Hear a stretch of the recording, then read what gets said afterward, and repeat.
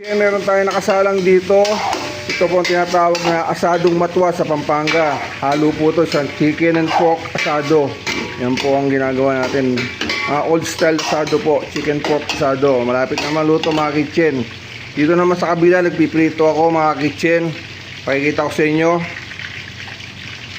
Ito naman mga kitchen ang Cantonese fried chicken natin mga kitchen. Mamaya luto na rin yan, tatanggalin ko na rin.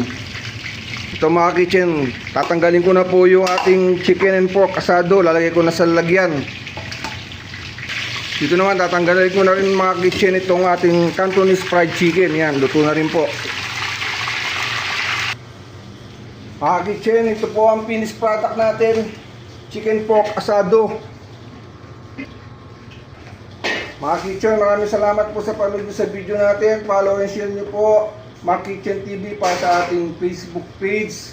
Ito po ang ating chicken and pork asado po. Asado matwa po sa bandang Pampanga po. Ganito po ang style. Maraming salamat po.